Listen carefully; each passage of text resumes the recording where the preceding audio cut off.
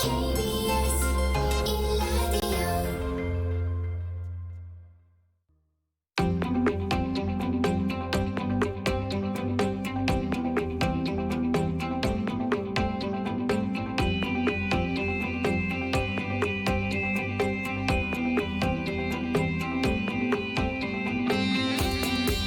김성환의 시사야.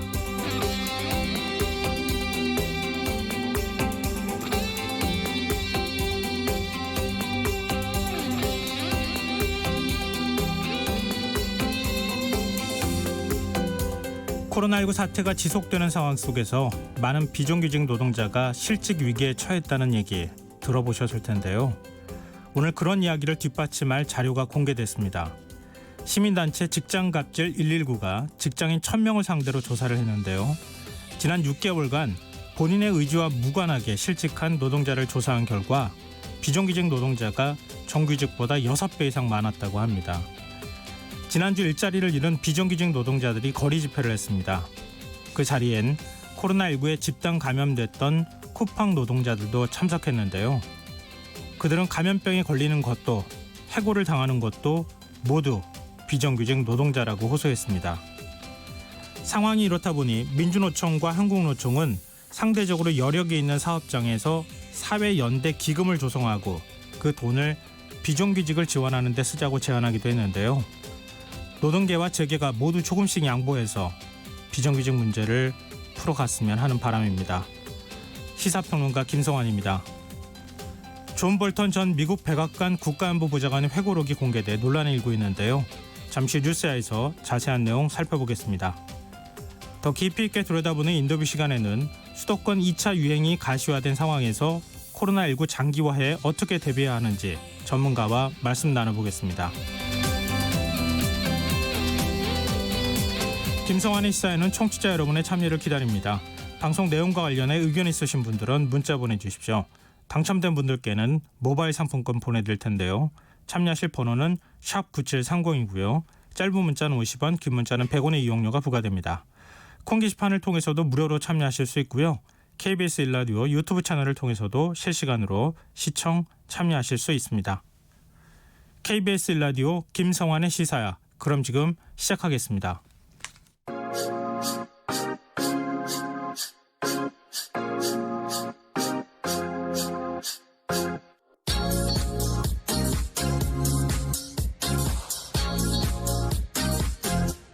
KBS 1라디오 김성환의 시사야.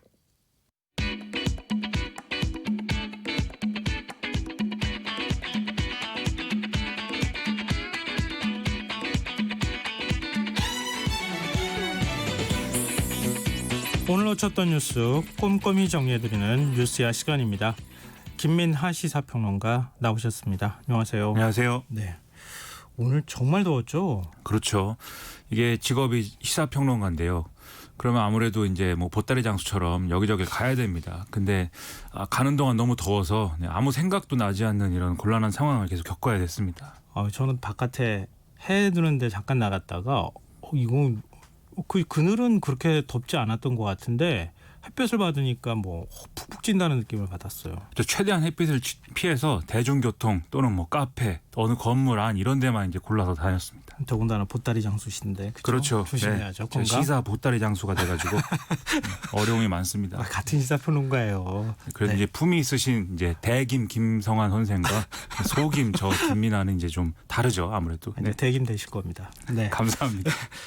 이건 뭐 지금 날씨 얘기도 했지만 사실 한여름 되면은 조금 코로나19가 그 확산세가 조금 수그러들지 않겠느냐 이렇게 기대를 했는데 그렇지가 않아요. 오늘 이제 물론 10명대 정도로 줄어든 것으로 알고 있는데 방역 당국은 계속해서 지금은 굉장히 엄중한 상황이다 이렇게 얘기를 하고 있어요. 그렇습니다. 지금 오늘 하루 이제 17명 늘어난 이제 상황이어서 그래도 이제 신규 확진자 수가 10명대로 줄어든 것은 이번 달 들어서 처음인 점이 이제 다행스럽긴 한데요.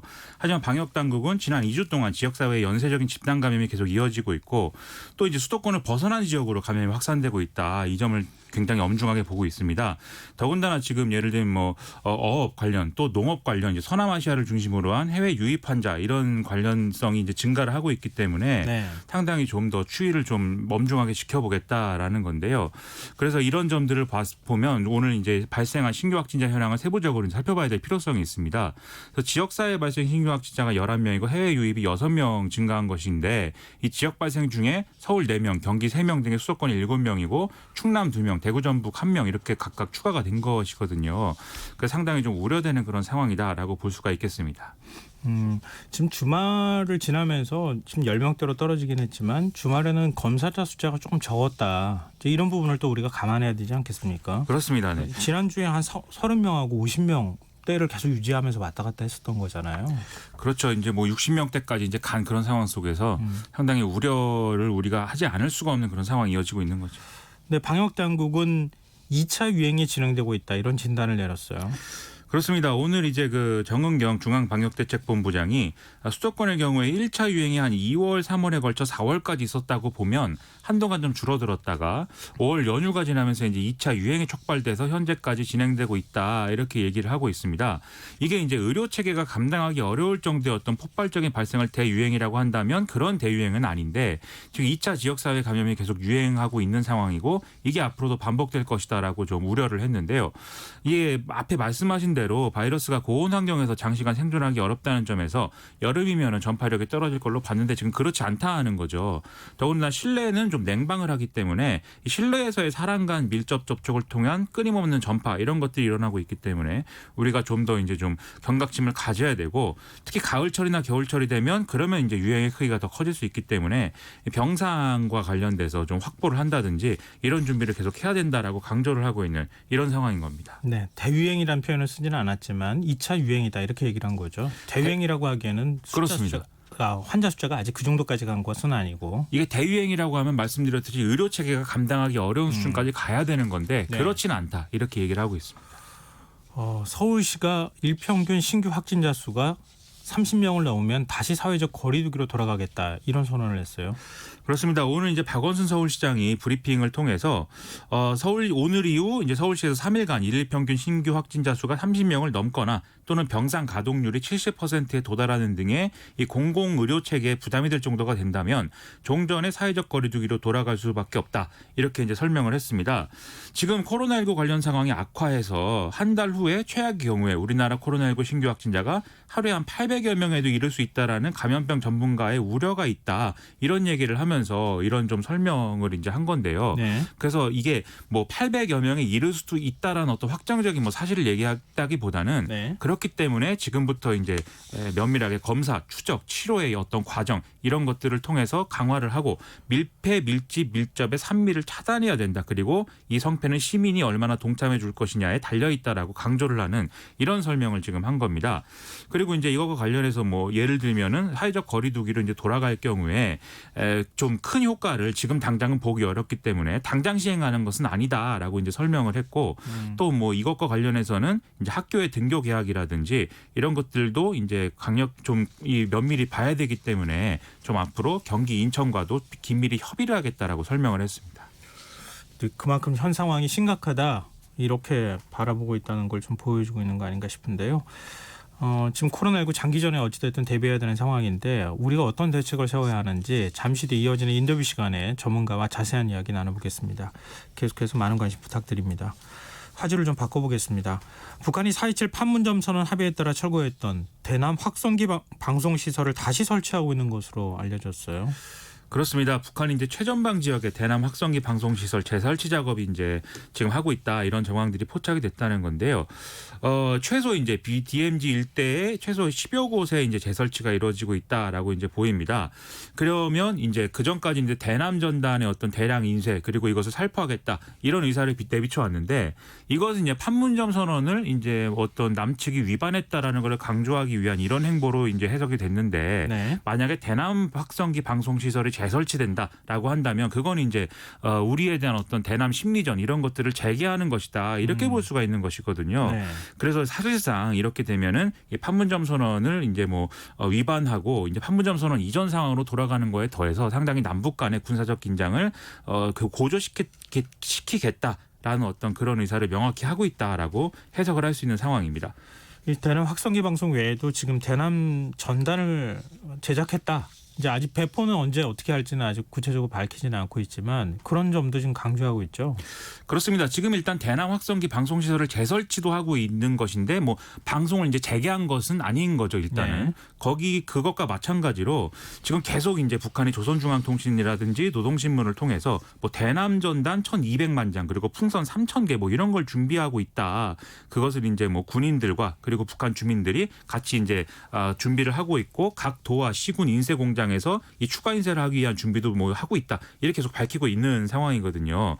이런 일련의 어떤 군사적 조치들은 이 북한의 이제 노동당의 중앙군사위를 열어서 김정은 위원장이 이것을 이제 결정을 해야 이제 진행이 된다 이런 얘기입니다. 그래서 지금은 이제 준비 상황인 것이고 김정은 위원장이 직접 이제 이걸 결정을 하는지 아니면 비공개로 뭐 회의를 열어서 결정 사실만 이제 뭐 언론의 보도를 통해서 이제 확인하게 해주는지 이걸 향후에 좀 지켜봐야 될 것 같습니다. 아마 지금 총괄하는 게 김여정 제1부부장이기 때문에 김여정 부부장 쪽 얘기가 나오지 않을까 또 싶은데요. 지금 이렇게 북쪽에서 대남 확성기 방송을 만약에 하게 된다 그러면 우리 정부도 여기 맞대응해야 되는 겁니까? 지금 이제 그 일단은 국방부 입장은 좀 그걸 검토한다라고 이제 얘기를 하고 있습니다. 과거에도 이제 북한이 이렇게 좀 대남 심리전 방송을 할 경우에 우리도 이제 확성기 방송을 통해서 여기에 대응하고 뭐 이렇게 했기 때문에 이게 심리전으로 들어온다고 하면은 우리도 대응하지 않을 수 없는 게 또 사실이죠. 다만 그 폭이나 어떤 정도로 어떻게 할 것이냐 이거는 좀 더 이제 면밀하게 계획을 좀 지켜봐야 되는 그런 상황인 것이죠.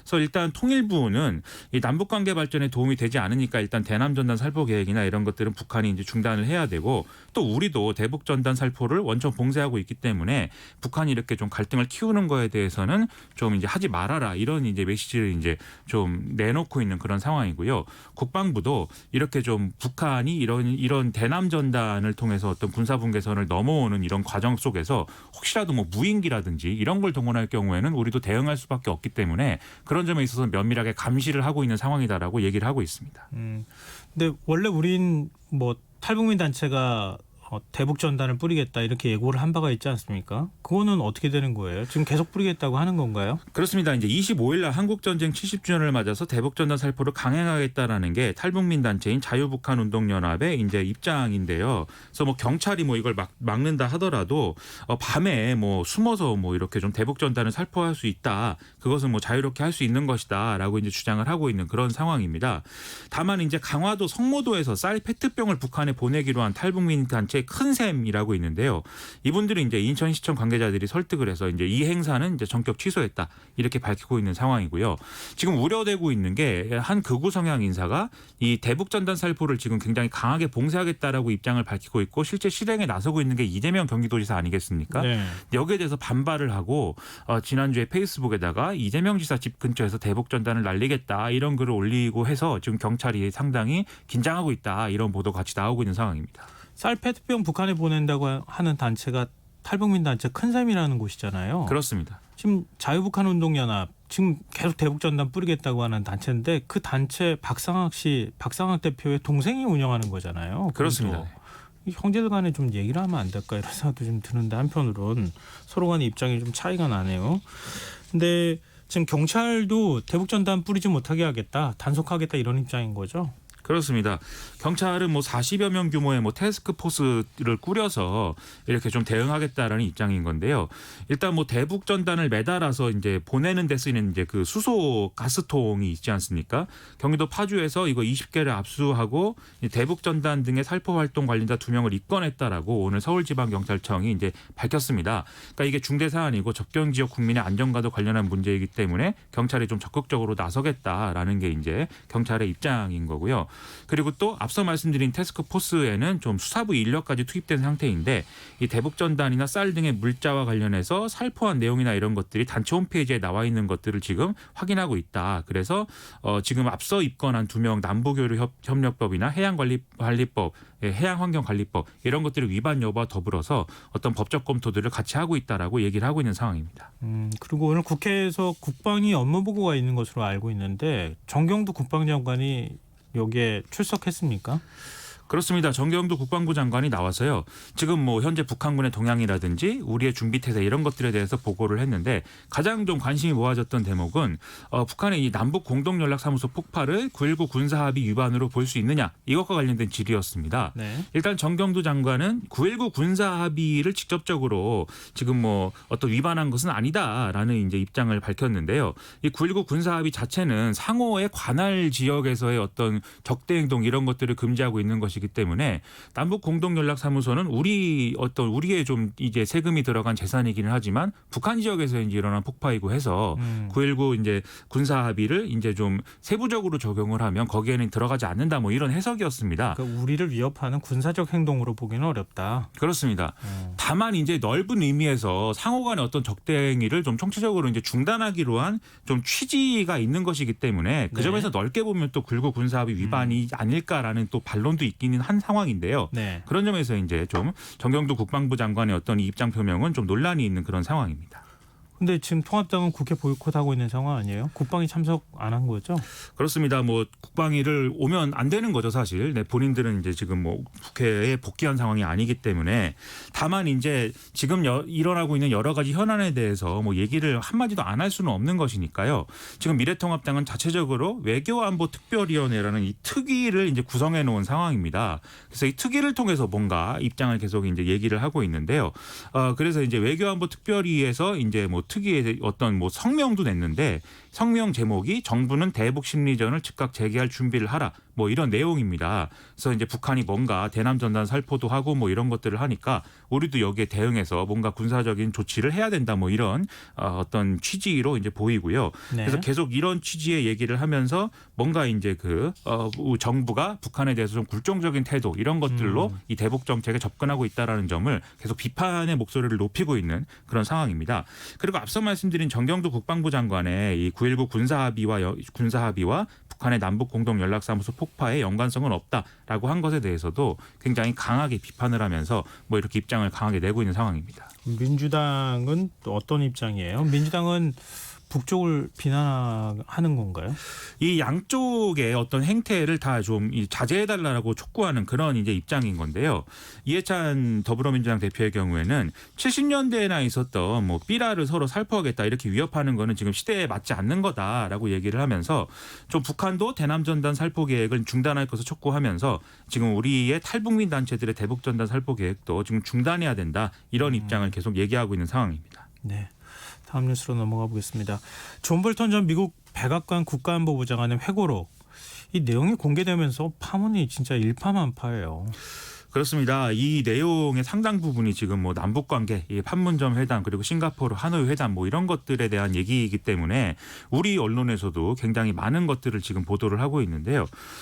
이 존 볼턴 전 이 국가안보보좌관의 회고록에서 가장 많이 또 관심이 보이는 대목이 지난해 2월달 베트남 하노이에서 열린 이 2차 북미 정상회담 이 대목인 거겠죠. 네. 그래서 여기에 보면은 뭐 영변 핵시설 폐기 카드를 가지고 온 김정은 위원장에게 트럼프 대통령이 이 대륙간 탄도미사일 폐기를 요구하고 뭐 비핵화 협상에 진전이 있으면 부분적인 제재 완화를 이제 얘기하기도 했지만 이런 것들은 김정은 위원장이 이제 받아들이지 않았다라고 존 볼턴 전 보좌관은 서술을 하고 있고요. 그리고 이 협상 과정에서 존 볼턴 전 보좌관이 핵은 물론 생화학 무기도 다 폐기해야 된다라고 끼어들어서 뭐 자기가 주장을 했다. 뭐 이런 얘기들도 이제 서술해 놓은 그런 상황입니다. 그리고 이제 이 만약에 하노이 회담이 이렇게 결렬된 거는 존 볼턴 전 보좌관은 뭐 다행이라고 생각한다는 거고요. 타결됐다면 미국에 재앙이 됐을 거다. 이런 주장도 하고 있고 그다음에 1차 북미 회담을 제안한 것은 김정은 위원장이 아니고 정의용 청와대 국가안보실장이었다라고 쓴 대목도 이제 여러모로 논란이 되고 있는 상황입니다. 정의용 청와대 국가안보실장이 회고록 내용이 상당 부분 사실과 다르다 이렇게 반박했어요. 그렇습니다. 정의용 실장은 남북미 정상 간 협의 내용에 대해서 상당 부분이 회고록이 사실을 왜곡하고 있고 협상에 국가 간 국가의 어떤 협상의 신의를 훼손한 것이다라고 그렇게 이제 강조를 했습니다.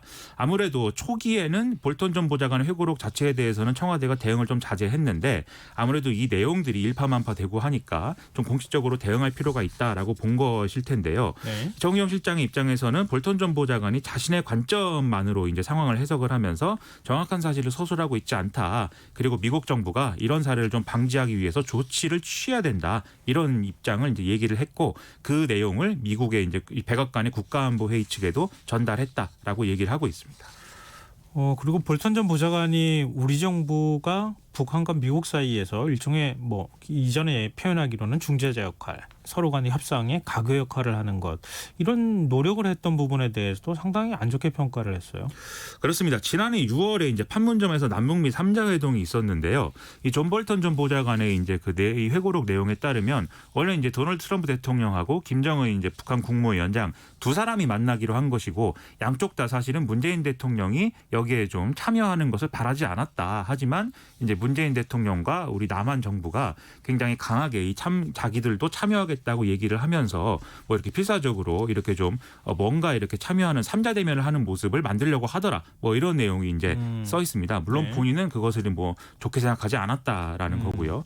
그리고 이제 싱가포르 북미 정상회담 때도 문재인 대통령이 이 회담 합류를 강하게 이제 시도를 했고 그것을 주장을 했지만 이제 이것들은 뭐 받아들여지지가 않았다라고 이제 존 볼턴 전 보좌관은 이제 회고를 하고 있고요. 그리고 이런 사례들을 통해서 그동안에 어떤 북미 협상이나 이런 것들이 사실은 이제 한국발 어떤 아이디어 그리고 한국발 어떤 중재 이런 것들을 통해서 이제 한국의 어떤 통일 어젠다와 더 많이 관련된 이런 정책으로 이제 진행이 된 거였다. 이렇게 서술하는 뭐 그런 얘기입니다. 네. 이 부분에 대해서도 청와대가 입장을 내놨죠.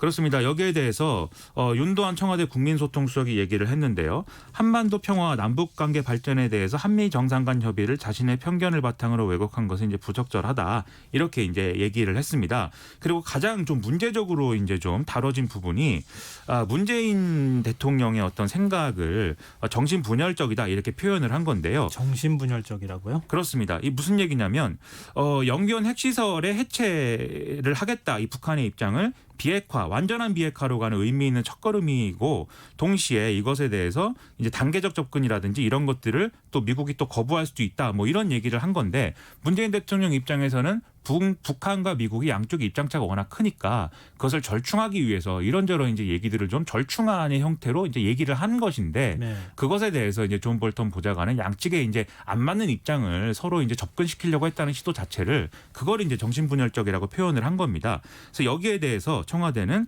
존 볼턴 전 보좌관이 오히려 정신분열적인 거 아니냐라고 이제 반박을 하는 이제 그런 모습이었습니다.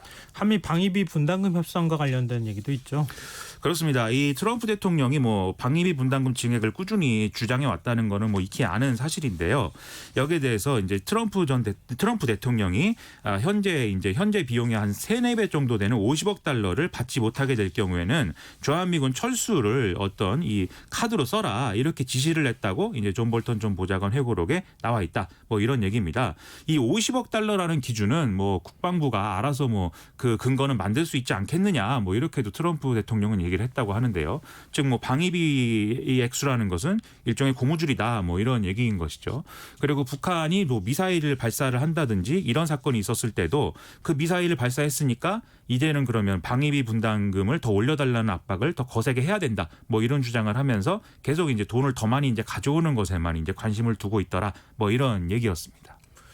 참 미국식 어떤 정치의 모습이 아닐까 싶은데 현직 대통령 참모를 했던 사람이 그것도 아주 핵심 참모를 했던 사람이 그 대통령이 재임 기간 중에 나가가지고 그 대통령의 외교 사안에 대해서 이렇게 폭로를 하는 거 이거 우리 입장으로 어떻게 봐야 되는 거예요? 이거 남북미 간에 굉장히 긴밀하게 오갔던 대화 내용 이거 어디까지 사실로 우리가 믿어야 될지도 좀 당황스러운데 청와대는 또 아니라고 하고 근데 어찌됐든 이런 모습 자체는 굉장히 좀 낯설고 이걸 굉장히 당혹스럽기도 하고 그래요. 그렇습니다. 일단 뭐 전직 관료나 또는 전직 정치인들이 뭐 어떤 형태들은 회고록을 쓰는 것이 사실은 좀 미국에서는 일반화되어 있는 어떤 문화이기도 한데 특히 이런 상황이 된 건 사실은 존 볼턴 전 보좌관하고 트럼프 대통령이 만나지 말았어야 될 악연이기 때문인 것 같습니다. 두 사람이 이제 상극일 수밖에 없는 것은 트럼프 대통령은 어쨌든 기존의 어떤 정치권의 어떤 그 틀에 얽매이지 않는 굉장히 파격적인 이런 어떤 행동들을 주로 하는 것이고 네. 그리고 그런 파격적인 행동의 배경은 사실은 자신의 정치적 이익이라든지 이런 것에 굉장히 많이 신경 쓰는 그런 것에 좌우되는 그런 측면이 있는 것이죠. 그런데 존 볼턴 전 보좌관의 경우에는 보면은 우리가 흔히 말하는 뭐 지사형 인물이다 이렇게 얘기를 하는데 자기 주장이 굉장히 강한 사람이라는 거 아니겠습니까? 네. 일부에서는 뭐 보금주의적 구구 맹동주의자다 이렇게도 얘기를 하는데 북한이나 중국이라는 국가에 대해서는 악이다 이렇게 규정을 하고 그런 국가들은 없애야 된다라고 생각을 하는 사람이기 때문에 이런 자기만의 원리 원칙과 그 트럼프 대통령의 어떤 재선을 향한 어떤 언론의 관심 끌기 이런 것들이 충돌하면서 이런 책을 내게까지 되는 어떤 동력이 됐다 이렇게 저는 생각을 하고 특히 여기에 배경에는 또 존 볼턴 전 보좌관의 어떤 뭐 금전적 이해관계 뭐 이런 것도 있겠죠. 그래서 책을 내서 뭐 관심을 많이 끌면 돈을 많이 벌 테니까요. 그리고 결정적으로 지금 존 볼턴 전 보좌관은 트럼프 대통령이 재선이 돼서는 안 된다라고 주장을 하면서 이런 국익과 사익을 구분하지 못하는 대통령은 이 이전 100년간 없었다라고 지금 주장을 하고 있기 때문에 그러한 정치적 목적도 이 책에는 실려 있다 이렇게 봐야 되겠습니다. 보통 이제 정상 간에 있었던 외교는 그 뭐랄까요 밀봉하잖아요. 그렇죠. 외교적 사안들이 그 내용이 구체적으로 공개되는 게 한 30년 뒤에 공개되거나 이렇게 하는데 지금 그게 여과 없이 막 공개가 되고 있는 상황이고 그것도 어디까지 사실로 믿어야 될지 모르는 이런 내용들이 공개가 되고 있는 건데 미국 법무부도 회고록 판매 금지해달라 가처분 신청을 냈는데 이게 또 기각이 됐어요. 그렇습니다. 이 워싱턴 DC 연방지방법원이 이 존 볼턴 전 보좌관의 회고록 출간은 계속 진행을 해도 된다라고 이제 일단은 가처분 신청을 기각을 한 건데요.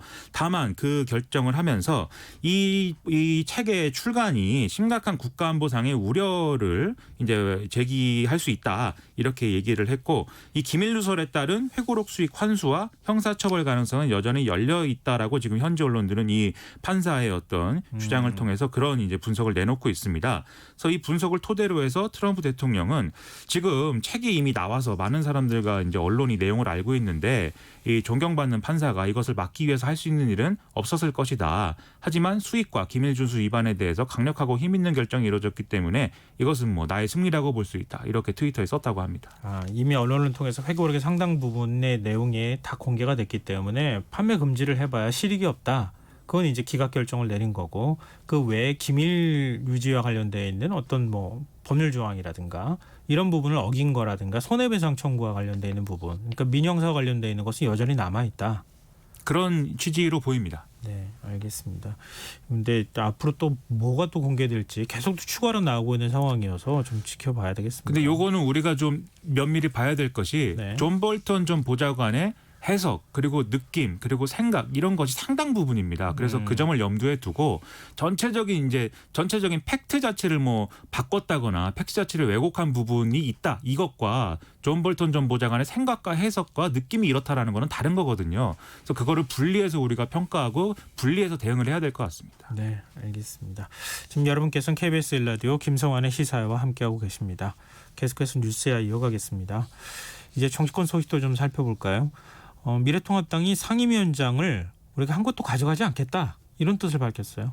그렇습니다. 주호영 원내대표 전국에 이 아름다운 명사찰들에 많이 이제 가서 뭐 굉장히 많은 화제가 됐는데요. 어제 이제 국회 복귀 가능성을 시사하면서 모든 상임위원장을 민주당에 넘기겠다. 원구성 협상은 없다라고 이제 얘기를 했다라고 이제 보도가 많이 나왔습니다. 네. 그래서 이제 이번 주 내에 좀 국회 복귀가 이루어지지 않겠느냐라고 전망이 많이 나왔는데 일단 확실히 그런 거다라고 얘기는 하지 않고 있는데요.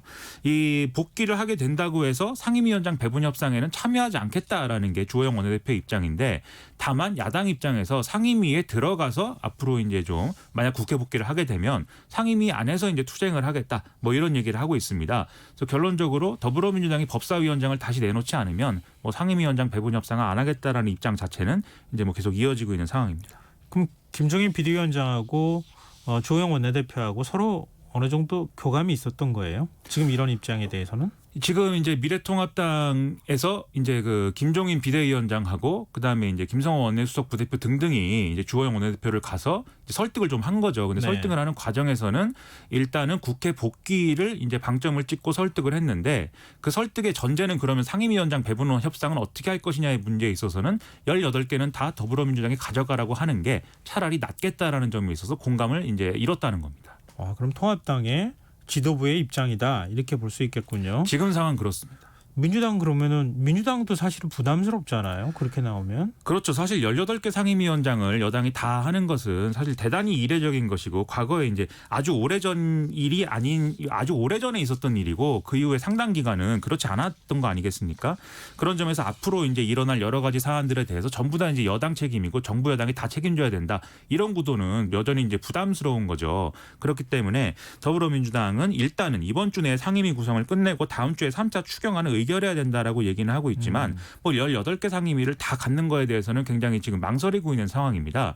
그래도 좀 대안으로는 일단 3차 추경을 처리하는 데 필요한 이제 상임위를 일시적으로 가져가되 네. 다만 이 3차 추경 처리가 끝나면 다시 사퇴하는 방안 이런 것들을 이제 좀 고려하고 있다고 하고요. 만약 그게 아닐 경우에는 3차 추경을 처리하는 데 필요한 최소한의 상임위, 그래서 예결특위까지 포함해서 네. 예결특위, 기재위 그리고 법사위 이렇게 이제 상임위를 가동을 해서 3차 추경만 처리하자 뭐 이런 얘기들도 내부에서는 검토가 되고 있다고 합니다.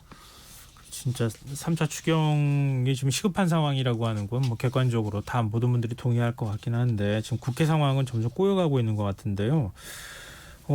지금 주영 원내대표는 근데 지금 어찌됐든 간에 협상 파트너 아닙니까? 그렇습니다. 근데 월요일 원래 복귀할 거란 얘기가 나왔었는데 날짜가 아직 공개가 안 됐죠. 언제 복귀하는지 모르는 거죠. 그렇습니다. 일단 그동안에 나온 얘기는 뭐 일단 이번 주가 되면 돌아온다는 얘기도 있었지만 목요일 날 이제 좀 비대위 회의를 하기 때문에 그 회의에 맞춰서 돌아올 거다라는 얘기도 있었는데요. 그런데 오늘 이제 미래통합당은 확실하게 뭐 언제 돌아온다고 명시한 바는 없다라고 얘기를 했습니다. 이렇게 좀 언제 돌아온다는 것인지가 불분명한 이유는 아무래도 당내 이견이 있기 때문이다라고 볼 수가 있겠는데요. 어쨌든 조기에 빨리 돌아와야 된다는 사람들하고 뭐 계속 안 오면 안 오는 기간이 길면 길수록 좋다. 즉 더불어민주당이 18개 상임위원회를 상임위원장을 다 가져간 이후에 돌아오는 것이 좋다라고 얘기하는 사람들로 좀 양분되어 있는 상황인 것 같습니다. 빨리 돌아오라는 사람들은 상대적으로 협상을 추가로 해볼 수 있지 않느냐라는 입장에 가까운 것으로 보이고요. 네. 좀 18개를 다 넘겨준 다음에 돌아오라는 사람들은 협상을 하지 마라 이런 쪽에 방점을 찍고 있는 것이니까 사실은 협상론과 이제 그 불가론이 내부에 이제 다 양립돼 있는 상황이다라고 봐야 되는 거죠. 근데 결국 국회 본회의를 여는 키는 박병석 국회의장이 쥐고 있는 거 아닙니까? 그렇습니다. 박병석 국회의장은 일단 지금 나라가 위기 상황이니까 국회가 빨리 정상화돼야 되고 그러려면 국회를 빨리 이제 좀 열어야 되니까 좀 이제 여야가 빨리 좀 이 국회 일정을 정상화시킬 수 있도록 협상의 마무리를 지어달라라는 얘기를 이제 강조했습니다. 그리고 문재인 대통령이 오늘 공정사회 반부패 정책 협의회를 주재했는데 이 자리에 추미애 법무부 장관과 윤석열 검찰총장이 참석을 했어요.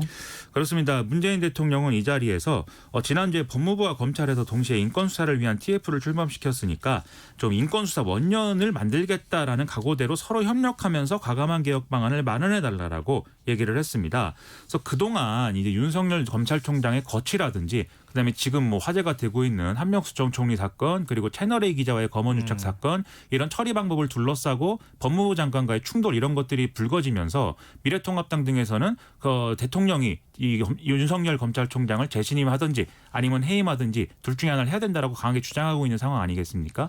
그래서 뭐 어떤 얘기를 할까 관심이 모아졌는데 일단은 법무부 장관과 검찰총장 둘 사이에서 둘 다 이제 좀 어떤 좀 중심을 잡는 그런 메시지를 이제 냈다 이렇게 해석을 할 수가 있겠습니다. 네, 일단은 싸우지 마라. 그렇습니다. 네, 그리고 윤석열 검찰총장 뭐 경질설도 나오는데 그건 아니다. 그렇습니다. 일단은 검찰 개혁에 매진해 달라라는 메시지입니다.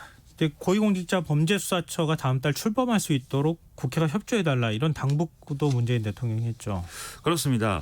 그래서 지금 뭐 검경 수사권 조정하고 공수처법 관련 후속 조치가 필요하기 때문에 지금 이제 이런 것들을 해야 된다라고 얘기를 했는데 네. 그런데 다만 국회에서는 아무래도 앞서 말씀드렸듯이 국회가 지금 공전되고 있고 그리고 공수처장 후보 추천위가 꾸려지는데도 여러 난항이 지금 있는 상황이거든요. 국회 상황을 제외하더라도 예를 들면 대한변협이 또 후보를 추천을 해야 되는데 네. 이 공수처장 후보를 이제 후보군을 추리지 못하고 있는 그런 상황입니다.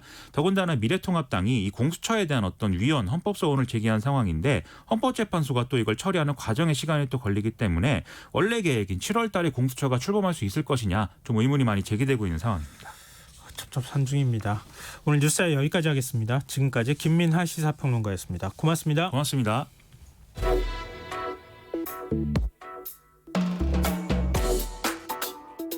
더 나은 내일을 준비하는 시간 KBS 1라디오 김성환의 시사야. 수도권을 중심으로 확산하던 코로나19가 대전, 전주 등 수도권 이외 지역으로도 퍼지면서 우려가 커지고 있습니다. 방역당국은 앞으로 일주일이 코로나19의 전국 확산 여부를 가르는 고비가 될 것으로 보고 있는데요. 이 문제와 관련해서 엄중식 가천대 길병원 감염내과 교수 연결해서 자세한 이야기 나눠보도록 하겠습니다. 교수님 안녕하십니까? 예, 안녕하십니까? 네, 이 방역당국이 오늘 수도권에서 코로나19 2차 유행이 진행 중이다 이렇게 진단을 했는데요. 이런 평가에 대해서는 어떻게 보십니까, 교수님? 근데 적절한 평가이고 그런 배경에는 실제로 이 역학적 연결고리를 찾기 어려운 환자들이 계속해서 여기저기서 보이고 있고 또 작은 규모이긴 하지만 이제 클러스터라고 해서 집단 감염이 계속 이어지고 있는데 이거를 역학조사 속도가 쫓아가지 못하고 있기 때문에 네. 상당히 지역사회에서 광범위한 전파가 누적되고 있다 이렇게 판단을 한 것 같습니다. 이 방역당국이 지금 그 확진자들을 추적하고 역학조사를 통해서 미리 이제 더 이상 확산하지 않도록 막는데 한계를 느꼈다 이렇게 평가할 수도 있는 건가요? 예, 그렇습니다. 실제로 이제 우리가 초기 생각을 해보면 한 명의 확진자가 생겼을 때 그 확진자하고 접촉한 밀접 접촉자를 빠른 시간 내에 찾아내서 그분들을 이제 자가격리시켜서 더 이상의 전파를 차단했는데 지금은 이제 그런 게 안 되는 상황인 거죠. 여기저기서 많은 확진자들이 나오다 보니까 역학조사로는 도저히 더 이상 접촉자를 빨리 찾아내서 격리를 시켜서 차단을 할 수 없는 이제 그런 상황이 된 것으로 보고 있습니다. 서울과 대전을 중심으로 지금 방문 판매 업체발 집단 감염이 지금 오히려 전국으로 확산하고 있는 그런 이제 모습을 보이고 있는데요. 특히 좀 우려되는 부분이 확진자 중에 절반 이상이 고령층이지 않습니까? 네. 이 고령층이 이렇게 확진을 받게 될 경우에는 아무래도 병원들, 의료 체계에도 상당한 부담이 될 것이고 또 치명률이 높아지는 그런 문제도 생기지 않을까 싶거든요. 네. 실제로 우리가 그 확진된 분들 중에 70대의 경우에는 한 10% 정도의 사망률을 보이고 있고 80대가 되면은 25%가 넘는 사망률을 보이고 있습니다. 굉장히 높은 사망률이고요. 네. 결국은 이런 70, 80대의 고령층 또 이런 분들이 대부분은 주요한 장기의 만성적인 질환을 갖고 있거나 아니면 면역이 떨어지는 그런 질환들을 갖고 계신 경우가 많기 때문에 사망률이 이제 급격히 늘어나게 되고 사망률이 늘어난다는 것은 그만큼 중증으로 앓는다는 뜻인데 이 중증 환자가 생기면 한 명의 중증 환자를 보는 것은 7, 8명의 경증 환자를 보는 것과도 마찬가지인 그런 인력이 필요하거든요. 그러니까 네. 의료기관 입장에서 굉장히 많은 인적 자원이나 아니면 여러 가지 장비의 자원들이 소진되는 것이기 때문에 부담이 굉장히 커집니다. 이른바 감염 경로가 불분명한 깜깜이 환자 문제가 또 다시 지적이 되고 있는데요.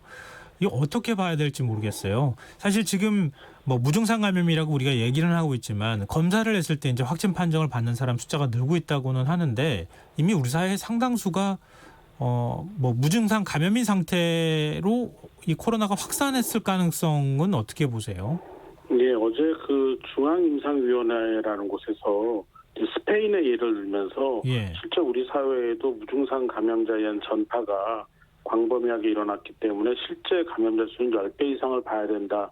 이런 의견을 낸 바가 있습니다. 그 얘기는 무슨 얘기냐면 이렇게 무증상 감염인 상태에서 다른 사람에게 계속 전파를 하고 있고 그 전파된 사람 중에 일부만 증상을 나타내고 있기 때문에 숨어있는 감염자가 굉장히 많다라는 얘기고 그 감염자를 매개로 해서 굉장히 광범위하고 많은 사람들에게 지금 전파가 일어나고 있는 것이 아니냐라는 의심을 하고 있는 것이죠. 근데 무증상 감염자가 늘어나게 되면요. 그러면 방역당국이 막는데 한계가 있지 않습니까? 네, 우리가 그 역학조사 자체가 안 되는 그런 상황이 되고 또 실제로 확진이 안 된 상태에서 전파를 하기 때문에 끊어낼 방법이 마땅치가 않은데요. 굳이 방법을 말하라 그러면 결국은 지금 원칙적인 그 방역 지침을 잘 지키는 것밖에 방법이 없습니다. 그러니까 마스크 착용하고 손위생 잘하고 신체적 거리두기를 둬서 바이러스가 사람에서 사람으로 건너가는 것을 끊어내는 방법밖에 없고 이게 이제 이 개인적인 방역 지침을 지키는 선에서 하면서 안 되면 다시 한번 우리가 3, 4월에 경험했던 강력한 사회적 거리두기를 하는 수밖에 없다 이렇게 생각을 하고 있습니다. 근데 무증상자 규모를 파악할 수 있도록 항체 검사를 빨리 해야 된다 이런 의견도 네. 있는데 교수님은 어떻게 보세요? 예, 뭐 전체적으로 우리나라의 지역마다 또는 연령마다 어느 정도의 그 감염자가 있었는지를 항체 검사로 조사하는 것은 굉장히 중요합니다. 여러 가지 계획을 짜는데 아주 기본적인 자료로 활용이 될 수가 있는데 문제는 아직까지 이 안전하게 그리고 그러니까 정확한 그런 항체 조사를 할 수 있는 방법이 완전히 구축이 되질 않았습니다. 그래서 이 부분이 빨리 해결이 돼야지 항체 검사를 진행을 할 수가 있을 것 같습니다.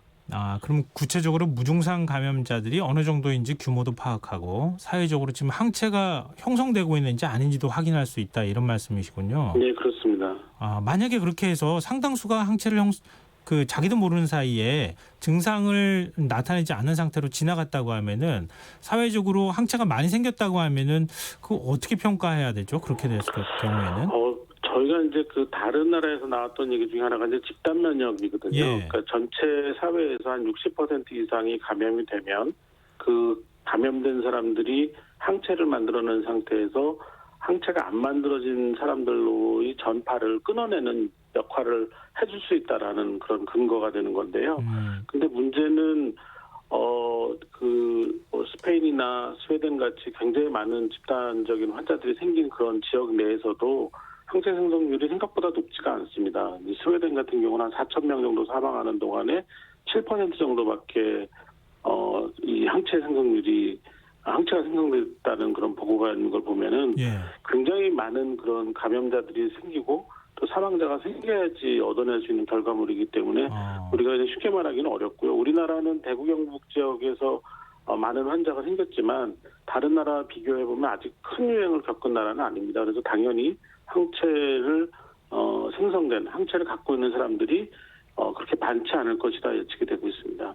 집단 면역을 기대하는 분들도 있는데 그거는 지금 기대할 수는 없는 상황이군요. 그렇게 되면. 네, 우리가 그 전파를 조절할 수 있고 감염되는 속도를 조절할 수 있다면은 집단 면역을 고려해 볼 수가 있겠지만 코로나19는 전파 속도나 전파의 그 지역이나 이런 것들을 전혀 조절할 수가 없는 바이러스입니다. 그러니까 굉장히 좀 위험한 발상이라고 생각을 합니다. 네. 그리고 지금 해외 유입 환자가 좀 늘고 있기도 한데요. 파키스탄하고 방글라데시에서 입국하는 외국인 노동자들을 중심으로 해서 지금 확진자가 나오고 있는 상황이거든요. 근데 이럴 경우에는 어떻게 대처해야 합니까? 다시 또 문을 다 닫아버려야 되는 건가요? 지금 정부에서 비자를 발급하는 걸 제한하면서 최대한 입국을 줄이는 방향으로 가고 있는데요. 우리가 미국이나 유럽에서 코로나19가 한참 유행을 할 때 그리고 지금도 이쪽 지역에서 오는 외국인의 경우에는 2주간 자가격리를 시키고 있습니다. 그리고 나서 이제 확진 검사를 하고 음성이면 우리나라에서의 활동을 허락을 해주고 있는데 이런 경우에는 이제 상당히 그 관리되는 영역에서의 그 확진자를 감별을 할 수가 있기 때문에 필요하다면 이 지역에서도 우리나라에 입국하는 경우 2주간 자가격리를 의무적으로 하고 거기에 대한 비용은 본인들이 물게 하면 숫자도 좀 조절이 되고 또 들어온 사람들은 안전하게 관리가 될 수 있다고 생각을 합니다. 그리고 박원순 서울시장이 신규 환자가 사흘 연속 30명을 넘기거나 병상 가동률이 70%가 넘어서면 고강도 사회적 거리두기로 전환하겠다 이렇게 입장을 밝혔는데요. 이 전환 기준은 좀 적절하다고 보이십니까? 이제 서울 지역에서의 그 재생산 지수라고 해서 한 사람의 감염자가 얼마나 많은 사람들에게 전파를 시킬 수 있는지 이 지수를 보면서 앞으로의 그 발생 환자 수를 이제 예측을 하는 데 있어서 하루 30명 이상이면 서울 지역은 위험하다고 판단하는 거고 실제로 서울 지역에서 하루 30명씩 환자가 발생하면 역학조사가 도저히 따라갈 수가 없는 그런 상황이 돼버립니다. 그래서 이제 이런 그 상황이 되면 사회적 거리두기를 하겠다라고 말씀을 하신 건데 문제는 이 사회적 거리두기라는 것이 어떤 특정한 지역, 우리나라 같이 교통이 발달돼 있고 이동이 손쉬운 그런 나라에서 한 지역에서만 사회적 거리두기를 한다고 해서 이게 어느 정도 효과를 얻을 것이냐 좀 이런 고민이 있습니다. 지금 사회적 거리두기로 다시 되돌아가야 되는 것 아니냐라고 하는 의견이 계속 나오고 있는 상황이어서 일단은 뭐 기준 자체는 이 정도면 전환하는 것에 대해서는 문제가 없다 이렇게 보시는 건가요? 서울 지역에서만은 이 기준이 통할 수 있겠지만 이제 전국 단위로 보면은 이것보다는 조금 더 높은 그런 기준 그리고 좀 더 그 여러 가지 지표를 반영을 시켜야 된다고 생각합니다. 예를 들면요.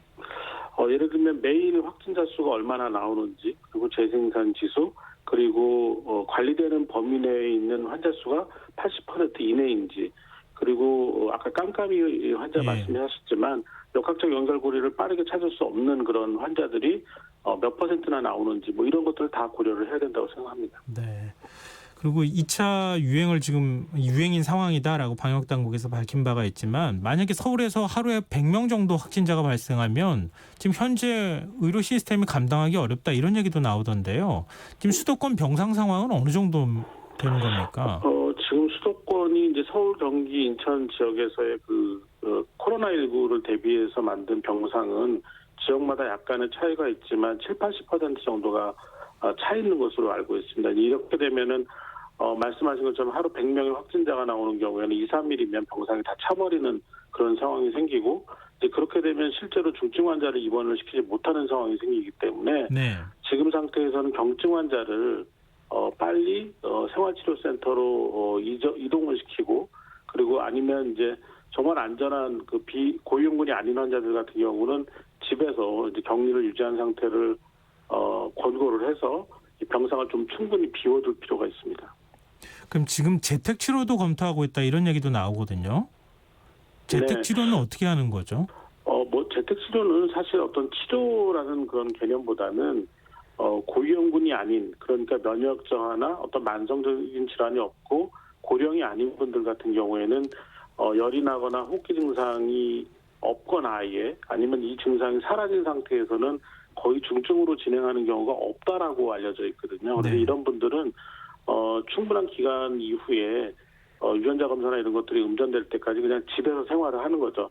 그러니까 흔히 말하는 자가격리와 똑같은 수준의 그런 관리를 받는다 생각하시면 될 것 같습니다. 근데 지금 이제 질문 드리고 또 말씀해 주신 거는 주로 이제 입원과 관련된 입원해서 치료를 받는 과정에 있었던 문제들인데요.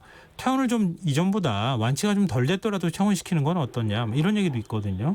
예, 지금 뭐 무증상 감염자의 경우에는 한 열흘 이상 진단되고 열흘 이상이 지나게 되면은 사실상의 전파 가능성이 없다라는 그런 자료들이 나오고 있고 또 증상이 있었던 분들도 뭐 적어도 한 2주 이상 입원을 하고 증상이 사라진 상태에서는 확진 검사 유전자 검사가 양성으로 나오더라도 실제 배양 검사에서 자라는 바이러스가 없고 다른 사람에게 전파도 가능하지 않다라는 그런 연구 결과들이 나오고 있습니다. 이런 것을 근거로 해서 네. 지금은 유전자 검사가 완전히 음전이 될 때까지 입원을 시키다 보니까 한 4주 가까이 입원을 하게 되는데 이것을 절반 정도로 줄일 수 있다면 병상을 활용하는 데도 유리하고 또 특별한 증상이 없는 상황에서 지루하게 입원을 오랫동안 하는 그 환자들의 고통도 좀 덜어줄 수 있지 않나 이렇게 생각을 합니다. 그럼 교수님은 그렇게 해도 상관은 없다 이렇게 보시는 거죠? 지금 많은 전문가들이 이 부분에 대해서 합의를 했고 아마 곧 그 지침으로 결정이 될 것 같습니다. 네. 그리고 정부는 강화된 방역 조치를 전국으로 확대하지는 않고 각 지자체와 방역 사각지대 점검을 강화하겠다. 이렇게 지금 밝히고 있는데 적절한 대책이라고 보십니까? 이건 뭐 조금 전문가들도 의견이 좀 다를 수 있는 부분이라고 생각을 합니다. 그러니까 이런 그 보완할 부분들을 계속해서 찾아내서 보완을 해가면서 좀 더 그 큰 규모의 유행이 올 때 조금 더 그렇게 되면 이제 적극적인 대응을 하겠다라는 그런 의견을 가진 분들이 계시고 반면에 이제 저는 개인적으로 지금 상태에서 조금 더 그 강화된 사회적 거리두기 또는 3, 4월에 했던 그런 그 좀 강력한 사회적 거리두기를 시행하는 시점을 좀 빨리 가져가야 된다라고 생각하는 사람들도 있습니다. 이렇게 되면은 이렇게 해야지만 실제로 대유행을 막을 수 있다고 생각을 하는데 이런 이유는 사회적 거리두기를 강력하게 하려면 준비하는 시간이 필요합니다. 1, 2주 필요하고 네. 또 그런 강력한 사회적 거리두기가 본격적으로 시행된 이후에 한 2주 정도 지나야지 효과가 나타난단 말이죠. 그렇게 되면 결국 한 4주 정도가 필요한 건데 이 4주라는 시간은 굉장히 긴 시간이고 이 시점이 시작하는 점이 늦어질수록 그 사이 4주 동안에 굉장히 많은 환자가 생겨날 수 있다라는 부분을 염두에 둬야 된다고 생각을 합니다. 그럼 교수님은 지금 이 시점부터 사회적 거리두기를 준비해서 준비가 끝나면 바로 사회적 거리두기로 강력한 사회적 거리두기로 다시 들어가야 된다. 짧지만. 저는 사실 한 2주 전부터 사회적 거리두기를 강력하게 할 준비를 했어야 됐다고 보고 있고 예. 이번 주 정도 시점에는 시작을 했어야지 피해를 좀 최소화할 수 있는 상황이 아니었나라고 생각을 하는데 아마 정부 당국에서는 좀 더 확실한 근거를 확보하는 상황 그런 상황을 요구하는 것 같습니다. 네. 그 제주 공공시설에서 격리 중이던 20대 여성이 극단적 선택을 하는 안타까운 일이 있었는데요. 이 자가격리자 관리 시스템에 좀 한계가 있는 것은 아닌지 격리 과정에서 우울감이나 불안감을 느끼는 사람들을 위한 시스템은 좀 부족한 거 아니냐 이런 지적이 있는데 이 부분에 대해서는 어떻게 보십니까? 사실은 이번에 이 제주도에서 생긴 상황이 처음이 아닙니다. 다른 지역에서도 유사한 사례가 있었기 때문에 이거는 정말 보완을 해야 된다고 보는데 이 자가격리라는 것이 그냥 단순히 그 제한된 공간에서 편안하게 있으면 된다라는 그런 개념일 것으로 받아들일 수도 있지만 일부에서는 기저질환으로 어떤 정서적인 또는 정신적인 그런 질환이 있는 분들은 굉장히 고통스러운 상황일 수가 있거든요. 이런 부분에 대해서 언제든지 전화 상담을 한다든지 아니면 필요하면 이런 그 정신적인 그런 지지 치료를 가능한 병원으로 증상이 없거나 그렇더라도 자가격리를 그런 좀 적극적인 치료를 할 수 있는 곳에서 할 수 있도록 좀 배려할 수 있는 지침이 좀 필요한 것 같습니다. 네, 알겠습니다.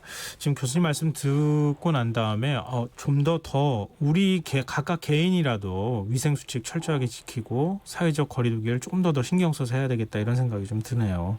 네, 오늘 말씀 고맙습니다. 네, 감사합니다. 네, 지금까지 엄중식 가천대 길병원 감염내과 교수와 얘기 나눠봤습니다. KBS 라디오 김성환의 시사 1부 순서는 여기서 마무리하겠습니다. 1부 끝곡으로 이선희와 찬열이 부른 안부 들으시고요. 전 11시 정각 2부에 다시 오겠습니다. 마음에